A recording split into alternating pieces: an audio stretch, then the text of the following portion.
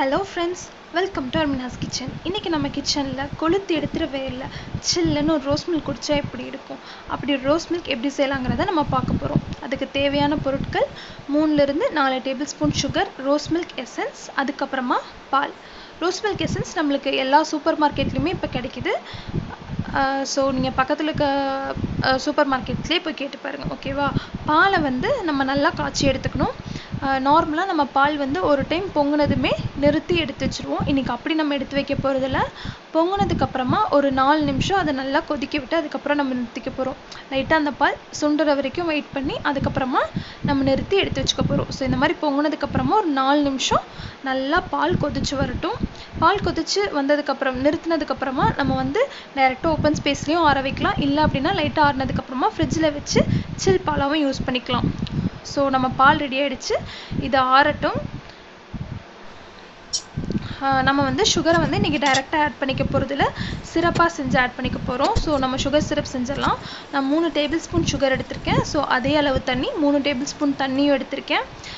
இந்த sugar syrup வந்து 1 கம்பி பதம் 2 கம்பி பதம் அந்த மாதிரி எந்த அளவும் வர தேவையில்லை. சர்க்கரை கரைஞ்சி அது ஒரு கொதி வந்து அதுக்கப்புறமே நம்ம நிறுத்திடலாம்.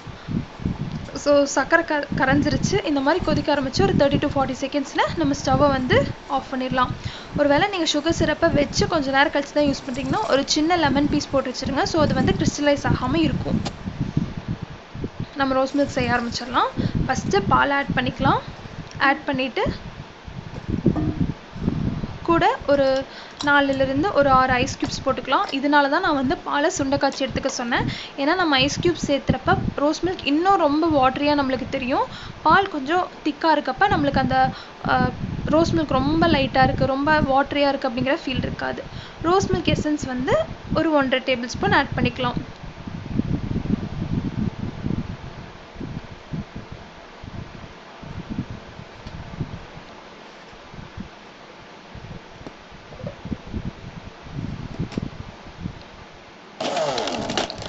ஸோ நம்ம போட்ட ஐஸ்லாம் வந்து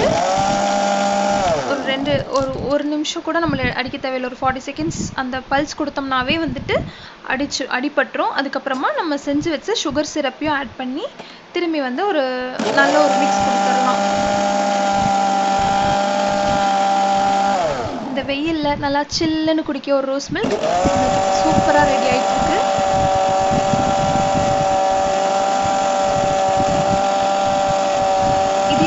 நீங்களும் உங்கள் வீட்டில் கண்டிப்பாக ரோஸ் மில்க் ட்ரை பண்ணி பாருங்கள். எப்படி வந்துச்சு அப்படிங்கிறத கமெண்ட்ஸில் சொல்லுங்கள். எங்கள் வீடியோவுக்கு ஒரு லைக் போட்டு உங்கள் ஃபேமிலி அண்ட் ஃப்ரெண்ட்ஸுக்கு இந்த வீடியோவை ஷேர் பண்ணுங்கள்.